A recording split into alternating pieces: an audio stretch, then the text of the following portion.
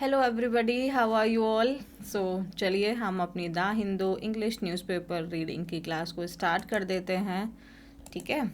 So today's article is about comfort and comfort is a beautiful trap. So yeah so much to learn.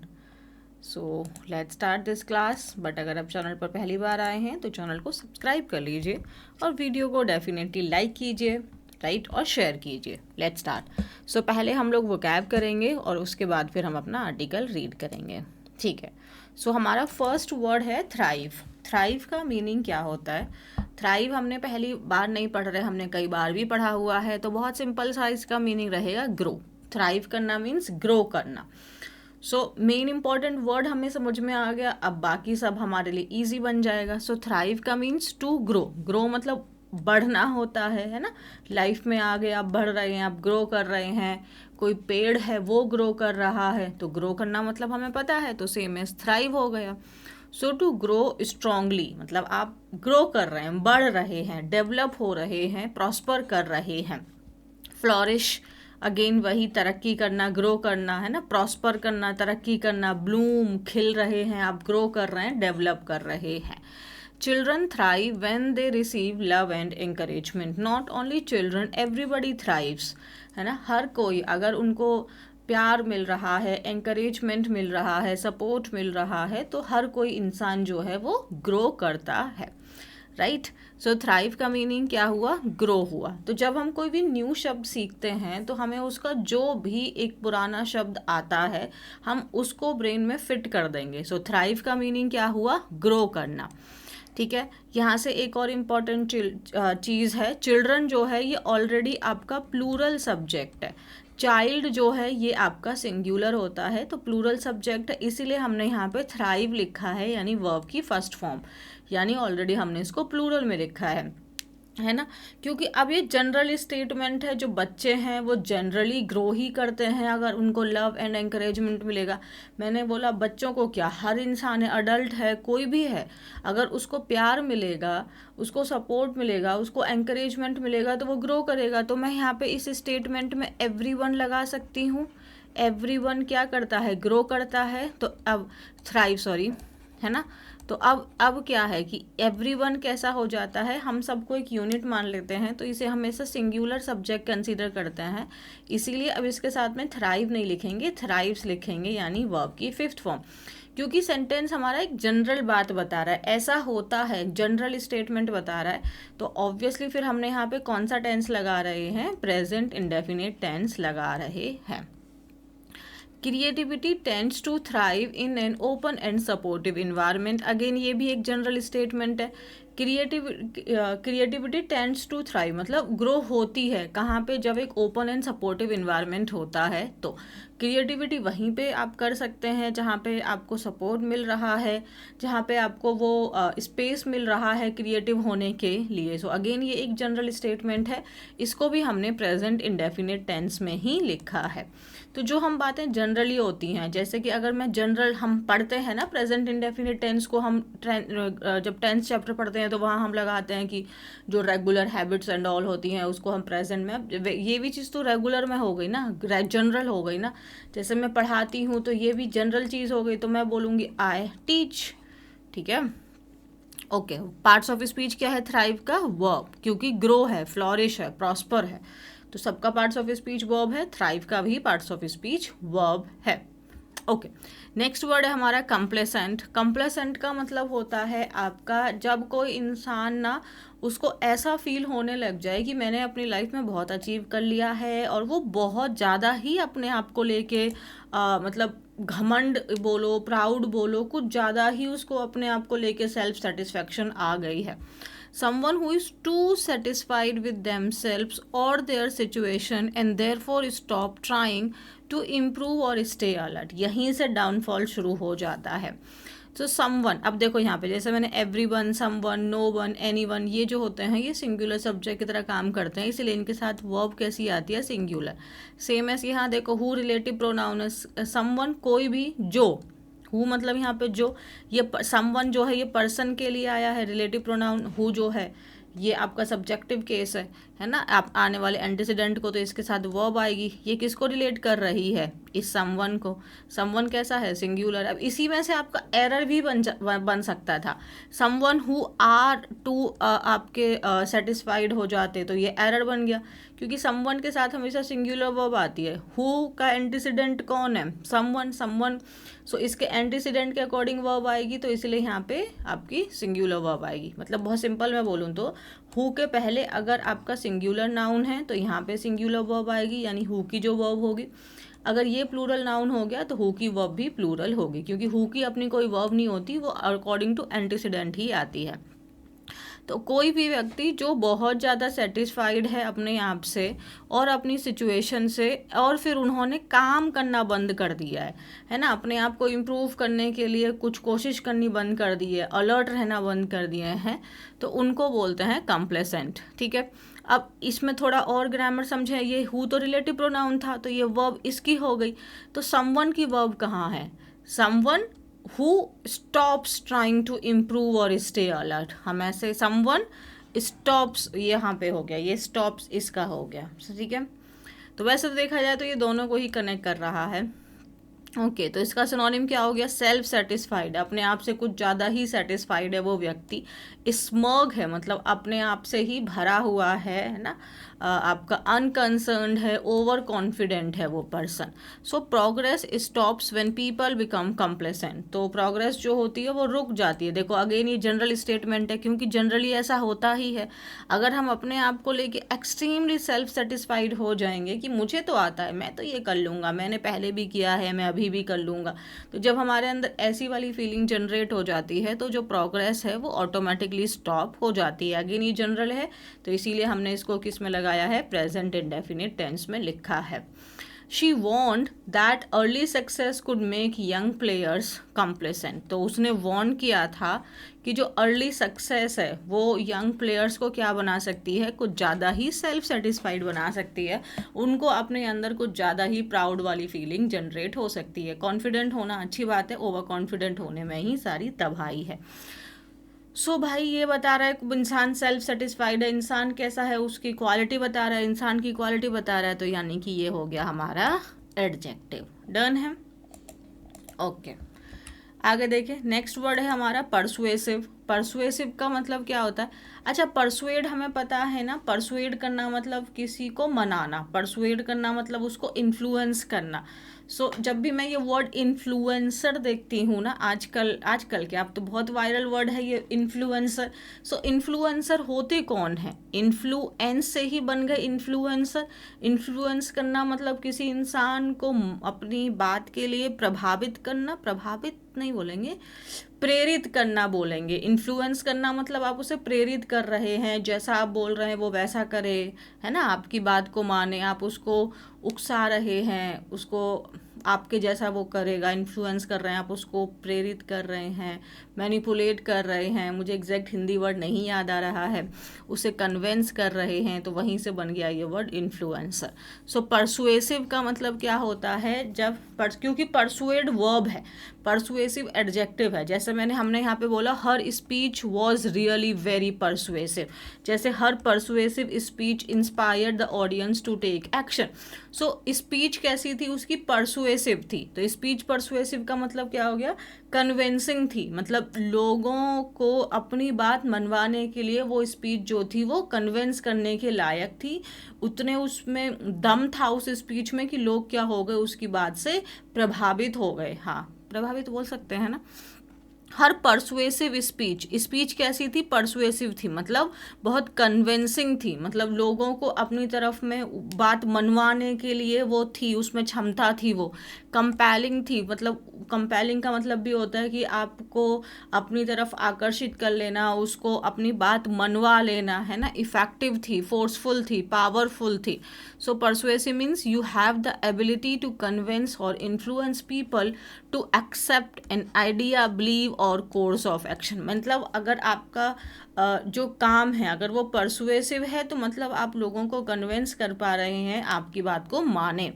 ठीक है, his calm and logical explanation was highly persuasive. Persuasive का मतलब very convincing, कि जो उसने अपनी explanation थी, अब एक्सप्लेनेशन को बता दिया। एक्सप्लेनेशन कैसी थी? बहुत काम थी, मतलब बहुत शांति से फैक्ट्स के साथ में वो अपनी बात को आपका पेश कर रहा था और एकदम लॉजिकल बात थी। तो उसकी एक्सप्लेनेशन बहुत काम और लॉजिकल थी, जिसकी वजह से लोग उसकी बात से क्या हो रहे थे, इम्प्रेस हो रहे थे, कन्विंस हो रहे थे, उसकी बात को लोग समझ रहे थे, उसकी बात लोगों के दिमाग तक पहुंच रही थी। समझ में आया? सो परसुएसिव का मतलब क्या होता है? जब आप किसी इंसान को अपनी तरफ अपनी बात से उसको कन्विंस कर लें, तो मतलब वो चीज़ क्या है? वो परसुएसिव है। ठीक है, जैसे कि अगर आप सोचें आपने कोई स्पीच देखी, आप ऐसे सोचो आपने कोई मूवी देखी, आपने कोई स्पीच सुनी, तो फिर आप कहेंगे हाँ यार ये बंदा सही तो कह रहा है, ऐसे ही करना चाहिए। यानी कि उसने अपनी बात आप तक पहुंचा दी और आपको कन्विंस कर लिया अपनी बात को मनवाने के लिए। सो वो चीज़, वो स्पीच परसुएसिव हो गई। आपको मूवी देख के लगा हाँ ऐसा तो ठीक है, मुझे भी अपनी लाइफ में ऐसा करना चाहिए, मुझे भी ये बात माननी चाहिए। तो जब आपके दिमाग में ये थॉट जनरेट हुआ कि मुझे भी ये बात माननी चाहिए, बंदा सही बात बोल रहा है, तो इसका मतलब वो बात जो थी वो परसुएसिव थी, वो एकदम आपको उसने इन्फ्लुएंस कर दिया। आई होप कि मैं अपनी बात को आपको करेक्टली समझा पाई। परसुएसिव क्या हो गया? एडजेक्टिव हो गया, क्योंकि जैसे स्पीच कैसी थी? परसुएसिव थी, स्पीच को बता रहा है, स्पीच की क्वालिटी बता रहा है। यहाँ पे एक्सप्लेनेशन की क्वालिटी बता रहा है। एक्सप्लेनेशन कैसी थी? परसुएसिव थी। वॉज क्या है? वॉज आपका मेन वर्ब है, यहाँ पे हाईली आपका एडवर्ब है। देन है नेक्स्ट वर्ड है हमारा विजिलेंस। विजिलेंस का मतलब होता है जब आप बहुत केयरफुल होते हैं, है ना। विजिलेंट का मतलब होता है केयर, जब आप बहुत अवेयर हैं उन चीज़ों को लेके। सो विजिलेंस का मतलब careful and constant attention to avoid danger और मिस्टेक। मतलब विजिलेंस का सिंपल सी मतलब है आप बहुत केयरफुल हैं अपनी चीज़ों को लेके, आप वॉचफुल हैं चीज़ों के प्रति, आप ध्यान दे रहे हैं, है ना, आप अवेयर हैं चीज़ों को लेके। अलर्टनेस, क्योंकि ANC लगा हुआ है, पार्ट्स ऑफ स्पीच नाउन है। सो वॉचफुलनेस हो गया, NESS के साथ हम इनको नाउन फॉर्म बना रहे हैं। आपका अटेंटिवनेस हो गया, अवेयरनेस हो गया, है ना, कॉशियस हो गया, आप कॉशन में हैं, आप माइंडफुलनेस है। सो आप अवेयर हैं, आप जागरूक हैं, आप अलर्ट हैं। Okay. Security guard must maintain constant vigilance. तो जो सिक्योरिटी गार्ड्स होते हैं, क्योंकि उनको काम ही है, गार्ड मतलब रक्षा करना, और किसकी? सिक्योरिटी की। तो उनको तो डेफिनेटली क्या होना चाहिए? मतलब अलर्ट होना चाहिए, उनके पास कोई ऑप्शन ही नहीं है कि वो थोड़ा सा भी गलती करें। Success requires discipline and vigilance. Absolutely, अगर हमें सक्सेसफुल होना है तो आई थिंक बहुत चीज़ें रिक्वायर्ड होती हैं, उसमें से ये 2 चीज़ भी हैं। डिसिप्लिन है, हमको लगातार काम करते रहना है, और हमको अवेयर रहना है अपनी चीज़ों के प्रति, अपने आप के भी प्रति। राइट है, डन है। ओके, चलिए अब हम अपना आर्टिकल रीड करेंगे। So let's read it. ठीक है, चलिए। व्हाट आइडलनेस हैज़ टू से। तो आइडलनेस यानी कि जो खाली समय में, यानी खालीपन तो लोनलीनेस होता है, क्या बोलते हैं आइडलनेस को? फ्री में जो हम लोग रहते हैं, टाइम वेस्ट जो हम लोग करते रहते हैं ना, सुस्ती वुस्ती हमको छाई रहती है, तो आलस हम कह सकते हैं। तो क्या कहना चाहती है? मेरा नाम जो है, अब यहाँ पे ऐसा प्रस्तुत किया है, it is like a personification, है ना। पर्सोनिफिकेशन में क्या होता है कि हम किसी चीज़ को एज अ पर्सन ट्रीट कर रहे हैं। सो यहाँ पे आलस जो है अपने आप को पर्सन की तरह ट्रीट कर रहा है। मेरा नाम आलस है। My name is idleness. I rarely arrive uninvited. Most people welcome me politely, calling me rest, comfort or just a short break. Long before they realize it, I settle in. कितनी बढ़िया line बोली है। मेरा नाम क्या है? आलस है। I rarely arrive uninvited. rarely मतलब मुश्किल से ही मैं भाई uninvited आती हूँ। मतलब मैं मुश्किल से ही है कि मुझे अगर आप नहीं बुलाओगे और मैं आ जाऊँ, ऐसा नहीं है। आपने मुझे इनवाइट ही किया है तभी मैं आई हूँ। आई रेयरली अराइव अनइनवाइटेड, मतलब मैं मुश्किल से ही अनइनवाइटेड आती हूँ, मैं अपने आप से नहीं आती। आप मुझे इनवाइट कर रहे हो, मैं तभी आई हूँ। डन है, ईजी है। अब पता है हम इससे जो हमारी कम्युनिकेशन है, जो हम डेली लाइफ में सेंटेंसेस यूज़ करते हैं, वो हम यहीं से उठा सकते हैं। बस आपको उतना अवेयर होना होगा।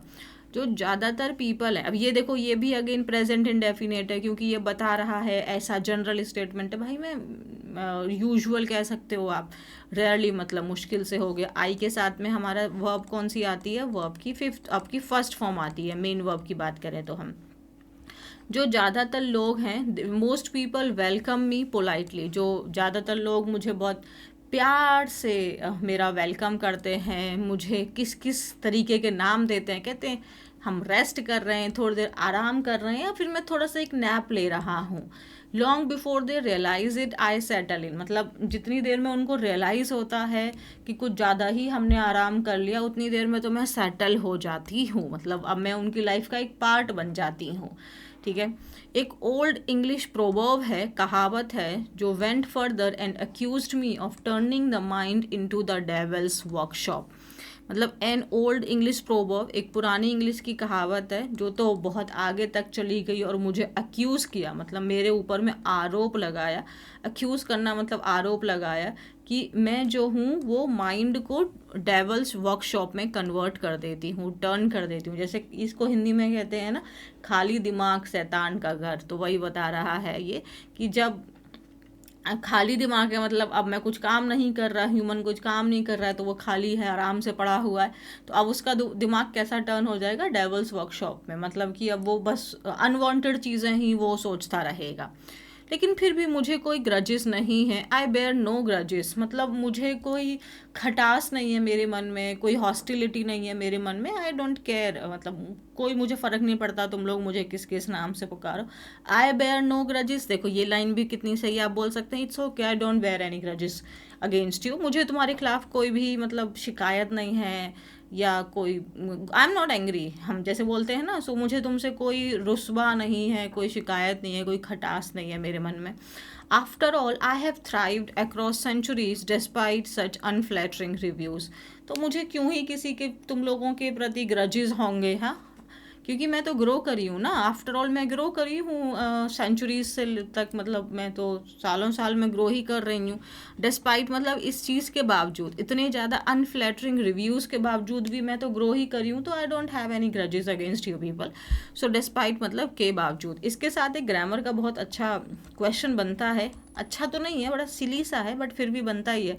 डिस्पाइट के साथ I don't know why but of बहुत सूट कर जाता है, और हम इंग्लिश ग्रामर को ऐसे ही पढ़ते हैं, सूट कर रहा है, सही लग रहा है। मुझे याद है जब हम स्कूल में थे तो ऐसे ही पढ़ते थे, ये पेयर उसके साथ में सही लग रहा था इसीलिए मैंने मार्क कर दिया।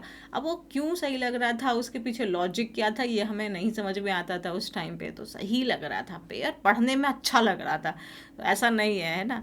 तो डिस्पाइट के साथ पढ़ने में ऑफ अच्छा लग सकता है बट इन रियल नहीं होता है, इन स्पाइट ऑफ होता है। तो जैसे डिस्पाइट के बाद हम डायरेक्ट अपना नाउन लगाएंगे, प्रोनाउन लगाएंगे और वर्ब लगाएंगे, तो अपना आईएनजी फॉर्म में लगाएंगे।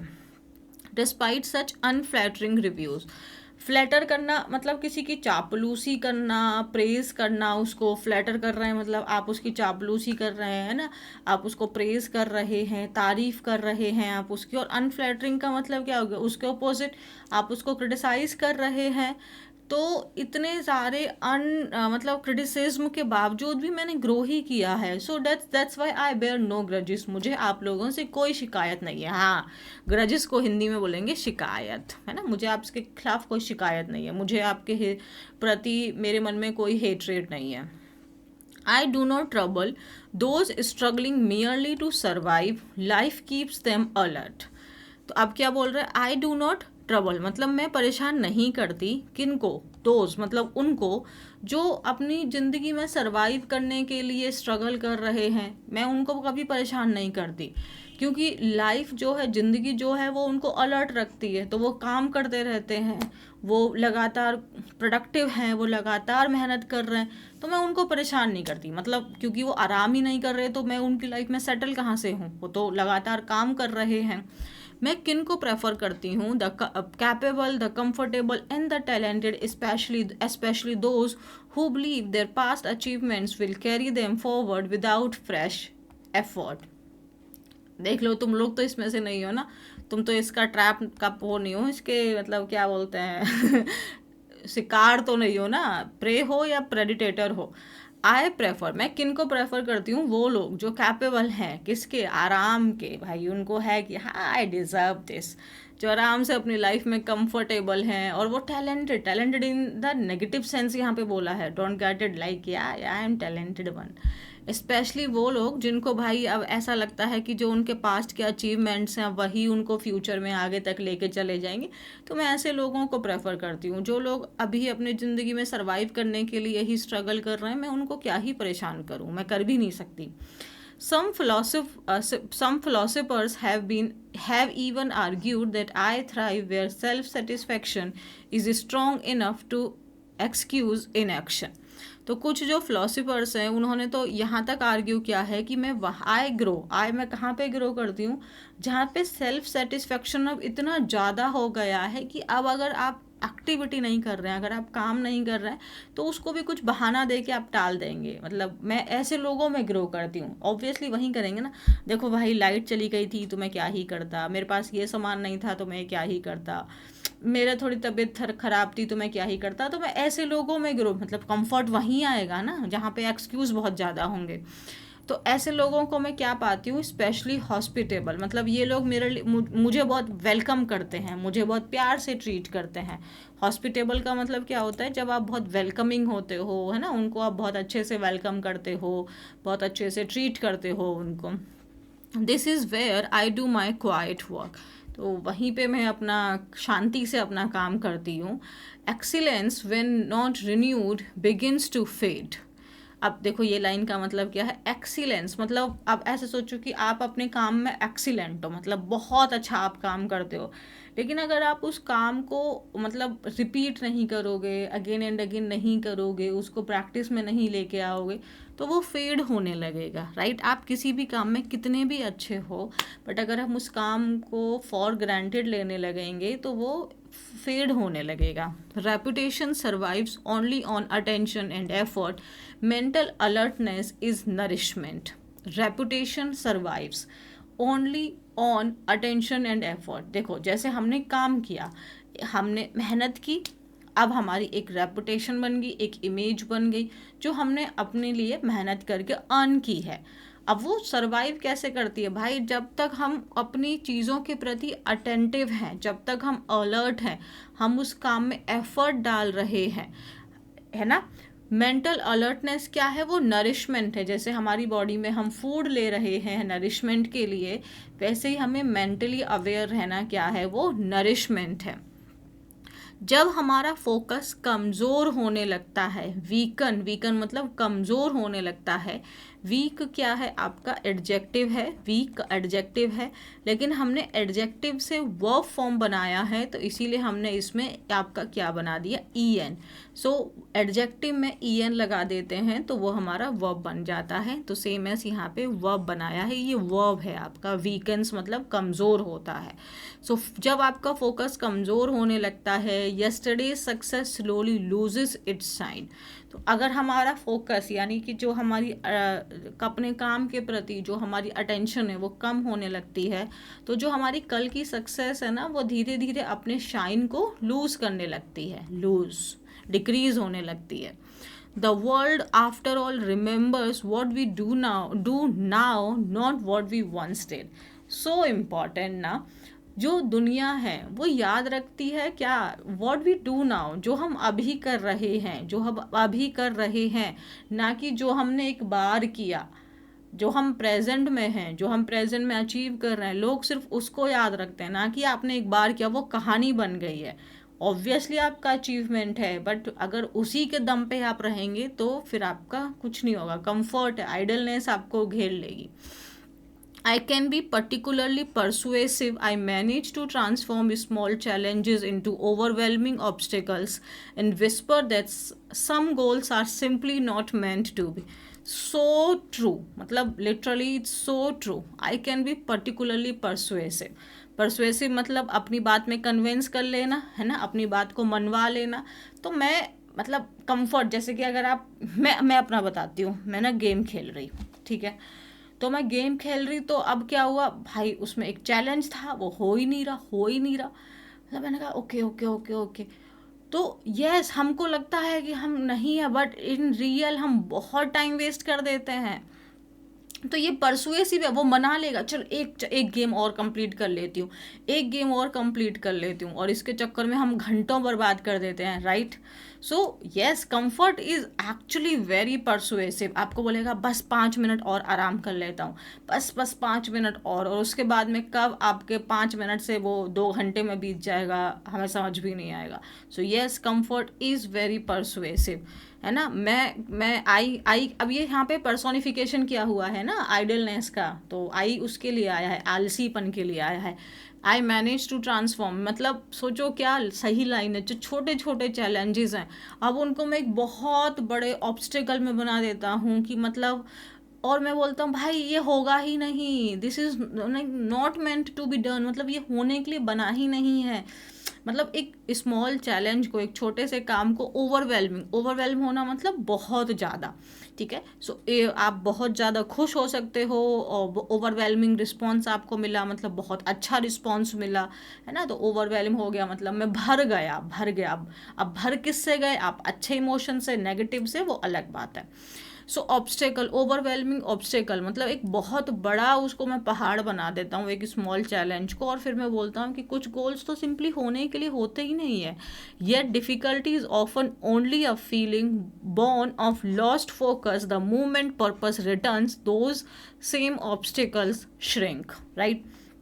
येट डिफ़िकल्टीज ऑफन मीन्स अक्सर, मतलब क्या है, एक फीलिंग हमें जनरेट होती है जब हमारा अपना खुद का फोकस हमारा क्या होने लग जाता है, कम होने लग जाता है। तो वहीं से हमें लगता है कि प्रॉब्लम है, ये भी समस्या है, ये भी समस्या है। और जिस पल हमारा वो पर्पस रिटर्न आ जाता है, जिस पल हमें समझ आता है कि मैंने ये काम क्यों शुरू किया, मुझे क्यों करना है, और वही अब जो हमें सेम जो आपके इम्पॉसिबल जैसे टास्क लगने लगे थे, वो सिकुड़ने लग जाते हैं, वो छोटे होने लग जाते हैं। मैं अपनी वीकनेस को कन्फेस करता हूँ। I can not survive where vigilance lives, मतलब ये कह रहा है आई कन्फेस करना मतलब स्वीकार करना। मैं अपनी वीकनेस को स्वीकार करता हूँ कि मैं उन जगहों पे सर्वाइव नहीं कर सकता जहाँ पे लोग अवेयर हैं, थॉटफुल हैं, माइंडफुल हैं। मैं वहाँ पे तो मैं रह ही नहीं सकता। When a man stays mentally awake, curious, engaged and committed, I lose my power. तो जब एक व्यक्ति, यहाँ पे व्यक्ति के लिए है, मैन का मतलब मैं हमेशा बोलती हूँ आपको समझना होगा, थॉट्स को भी अंडरस्टैंड करना होगा, शब्द के पीछे का हिंदी ट्रांसलेशंस की बजाय। मैन का मतलब यहाँ पे व्यक्ति से है, और व्यक्ति हर कोई होता है इर्रेस्पेक्टिव ऑफ जेंडर। मैन का मतलब पुरुष होता, बट यहाँ पे नॉर्मल पर्सन की बात हो रही है, ह्यूमन बीइंग की बात हो रही है। सो व्हेन अ मैन, जब एक व्यक्ति मतलब अलर्ट रहता है, मेंटली अवेक है, क्यूरियस है, चीज़ों के बारे में जानने की इच्छा है, इंगेज्ड है, कमिटेड है अपने काम में, तो जो खालीपन है, मतलब जो आलसीपन है, वो अपनी पावर को लूज़ कर देता है, क्योंकि इंसान तो काम ही कर रहा है ना, तो आलस आएगा कहाँ से। What once looked like a mountain becomes a manageable step forward. Absolutely, है ना। तो अगर हम काम करने लग जाते हैं, अगर हम सिर्फ उसके बारे में सोच रहे हैं बहुत ज़्यादा, कैसे होगा, ये होगा, वो होगा, तो वो और बहुत बड़ा बड़ा लगने लगता है, अगर हमने उस काम को कुछ एक्शन ले ही नहीं रहे हैं। और जब हमने काम पे वापस आ गए, अब हमने शुरू कर दिया, तो जो एक बार हमें माउंटेन की तरह लग रहा था, पहाड़ की तरह लग रहा था, अब वो हमें मैनेजेबल स्टेप लगने लगते हैं कि हाँ ये काम मैनेज किया जा सकता है, ये काम तो हो जाएगा, right. Persistence has a way of dissolving impossibility. क्या लाइन है यार, ये क्या लाइन है, मतलब ये तो अपने आप में क्या बोलते हैं, थॉट है ये। परसिस्टेंस हैज़, ओ शिट कहाँ गए हम। Persistence has a way of dissolving impossibility. So true man, so true. देखो परसिस्टेंस मतलब जब आप लगातार वो काम कर रहे हैं, आप डिटरमाइंड हैं उस काम में, आप कमिटेड हैं, आप फोकस्ड हैं, आप डिसिप्लिन्ड हैं, मतलब कितनी भी आपको प्रॉब्लम्स आ रही है, कितने भी चैलेंजेस आ रहे हैं, आप उस काम को लगातार किए जा रहे हैं, इसके अंदर वो पावर है। परसिस्टेंस हैज़ अ वे, मतलब उसके अंदर उतनी पोटेंशियल है कि जो चीज़ हमें इम्पॉसिबल लग रही है, वो उसको भी पॉसिबल में बना देगा। मतलब डिसॉल्विंग इम्पॉसिबिलिटी मतलब इम्पॉसिबिलिटी को ख़त्म कर देगा। डिसॉल्व करना मतलब घुल जाना। इम्पॉसिबिलिटी अब पॉसिबल कन्वर्ट हो जाएगी। सो येस, या I am idleness comforting at first, costly in the long run. तो कंफर्ट मतलब पहले मुझे लगता है कि हाँ थोड़ा आराम करने से क्या ही हो जाएगा, लेकिन अगर यही चीज़ आपकी हैबिट बन जाएगी तो फिर ये लॉन्ग रन में आपके लिए बहुत भारी पड़ेगा। आई ask only for weekend attention and delayed intention, in return I quietly Erode potential. Weekend, अभी आप देखोगे मैंने जस्ट आपको बताया वीक एडजेक्टिव है, राइट। अगर हमने इसका वर्ब फॉर्म बनाया था तो ये बनाया था। अब यहाँ पे अटेंशन के लिए बोला है, अटेंशन कैसी है, कमज़ोर है। सो फिर यहाँ पे ईडी लगाया हुआ है, तो ये फिर अगेन हमने यहाँ पे इसको एडजेक्टिव बोले यानी पास्ट पार्टिसिपल बोले, या फिर हम इसको वर्ब का सेकंड या थर्ड फॉर्म बोले, ये भी हम बोल सकते हैं। अब आपके ब्रेन में ये क्वेश्चन आना चाहिए, नहीं आया तो मैं डाल देती हूँ कि अटेंशन की बात कर रहा है यानी कि नाउन की बात कर रहा है, नाउन के लिए हम एडजेक्टिव लगाते हैं, तो फिर हम यहाँ पे डायरेक्ट वीक क्यों नहीं लगा सकते, हमें वीकेंड क्यों लगाना पड़ रहा है। See, I ask only for weekend attention, इसका मतलब ये हुआ कि मतलब आपका अटेंशन डिक्रीज हुआ। पहले आप अटेंटिव थे, बट जब आपकी गिरावट हुई है ना, चेंज हुआ उसमें, वीक मतलब कमज़ोर होता है, तो उसमें कमज़ोर हुआ और डिक्रीज़ हुआ।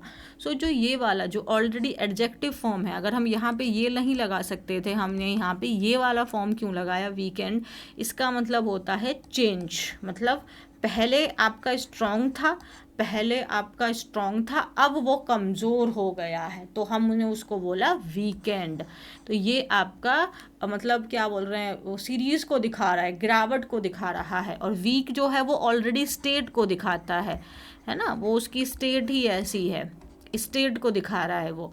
तो इसीलिए हमने यहाँ पे आई ask only for weekend attention, मतलब जैसे आपका अटेंशन कम होने लगता है, पहले स्ट्रॉन्ग था बट अब कम होने लगा है। अटेंशन क्या, इंटेंशन आपका डीले होने लगा, अरे कोई बात नहीं, ये काम तो मैं कल कर लूँगा। और फिर इन रिटर्न में मैं धीरे धीरे आपके पोटेंशियल को क्या कर देती हूँ, इरोड कर देती हूँ, ख़त्म कर देती हूँ। Remember me kindly but host me briefly, so important. ऐसा नहीं है कि मतलब हमें मतलब हमें आराम नहीं करना चाहिए, हमें रेस्ट नहीं करना चाहिए। काइंडली मतलब जितना रिक्वायर्ड है हमें उतना डेफिनेटली करना चाहिए, बट कम समय के लिए। उस चीज़ को अपनी हैबिट में नहीं ट्रांसफ़र कर लेना है। आई रिमेंबर जब मैं मतलब मेरे टीचर ने एक चीज़ बहुत अच्छे से बोली, और मुझे जब भी मुझे ऐसा फील होता है मैं उनकी वो चीज़ याद रखती हूँ। तो उन्होंने बोला कि मतलब हम अपनी लाइफ में हर चीज़ को ऐसे सोचते हैं, ओ ये तो मेरा राइट है। जैसे कि अब बहुत सिंपल सी बात बोले, हम स्लीप की बात करते हैं, तो जो नींद है, sleep is also your luxury, it's not something कि आपका राइट है आप 10 घंटे सो, आप 8 घंटे सो। आपको पहले अपना टारगेट कंप्लीट करना पड़ेगा, आपको जो आपका टाइम जो आपने आज के लिए टास्क सेट किया है वो अचीव करना होगा। फिर आप अपने आप को रिवॉर्ड के रूप में आप अपने आप को दे सकते हैं, यस कि अब मैं ये डिज़र्व करता हूँ कि मैं इतने आराम से आराम कर सकता हूँ। सो पहले हमें अपने काम पे फोकस करना है, कंफर्ट पे नहीं। कंफर्ट ऑटोमेटिकली आएगा, बट उसको ऐसे नहीं है कि उसको बस अब कंफर्ट ही चल रहा है लाइफ में।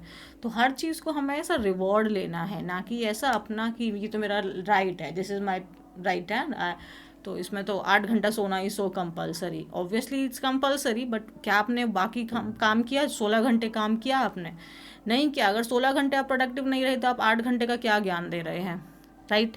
For a life that remains alert, purposeful and gently disciplined, finds its strength renewed each day and leaves me with no place to stay. For a life that remain मतलब एक ऐसी ज़िंदगी जो alert है, purposeful है और अपने काम को लेके डिसिप्लिन है। उसमें स्ट्रेंथ कहाँ से आता है? हर दिन उसकी लाइफ में स्ट्रेंथ आ रही है, रिन्यू हो रहा है, मतलब हर दिन उसमें एक नया जोश आ रहा है। और फिर वो मेरे पास में कोई प्लेस ही नहीं छोड़ता है, कोई जगह ही नहीं छोड़ता है कि मैं उसकी लाइफ में रह सकूँ। आगे बोल रही है, I do not arrive as a thief, मैं कोई चोर की तरह नहीं आती हूँ। I come as a guest and stay only if I am allowed to, मैं गेस्ट की तरह आती हूँ, मतलब आपने मुझे बुलाया है मैं तभी आई हूँ। क्योंकि पहली लाइन बोली थी आई रेयरली, है ना, कम अनइनवाइटेड, मैं मुश्किल से ही है जब मैं अपनी मर्जी से आती हूँ, आप मुझे इन्वाइट करते हैं, गेस्ट की तरह मैं आती हूँ।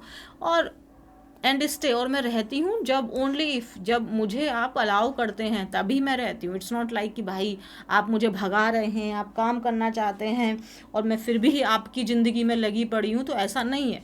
राइट, आप काम करेंगे, आपको प्रॉब्लम तो ऑब्वियस है, कंफर्ट ज़्यादा देर तक रह लिया तो प्रॉब्लम तो फील होगी, बट जब आप मुझे पुश करेंगे तो मैं चली जाऊँगी। राइट, तो अच्छी बहुत मतलब बहुत, मुझे तो बड़ा बहुत सही आर्टिकल लगा था ये वाला, है ना। इंग्लिश सीखने के लिए तो हम किसी भी आर्टिकल से हम अच्छे से इंग्लिश सीख सकते हैं, जिससे हमें लाइफ में भी बहुत कुछ सीखने के लिए मिले, तो ये तो मतलब क्या बोलते हैं, चेरी ऑन द केक वाली बात हो गई, तो why not this one. So thank you very much, मज़ा आया पढ़ने में और पढ़ाने में। Thank you, take care of yourself and या चैनल को सब्सक्राइब, वीडियो को लाइक कर देना है और टेलीग्राम को ज्वाइन कर लेना है, क्योंकि सेल्फ रीड आपको करना है। Self reading is very important, क्योंकि आपका ब्रेन वहाँ से ओपन होगा, आप क्वेश्चंस पूछेंगे, अपने आप से मल्टीपल क्वेश्चंस पूछिए, क्योंकि मुझे पर्सनली फील होता है कि क्वेश्चन पूछने का मतलब ये होता है कि हम कुछ सीख रहे हैं। अगर आपके मन में कोई क्वेश्चन ही जनरेट नहीं हो रहा तो मैं आपको कुछ सिखा नहीं पाई और आपने कुछ सीखा नहीं है। ठीक है, तो ये चीज़ रियलिटी है, ये हमें एक्सेप्ट करनी चाहिए। सब कुछ हमें समझ में नहीं आता है, कुछ ना कुछ हमारे दिमाग में रह ही जाता है, वो रहना भी चाहिए, क्योंकि वही हमें आगे के लिए एक स्टेप दिखाता है। चलिए, बाय एवरीवन, टेक केयर।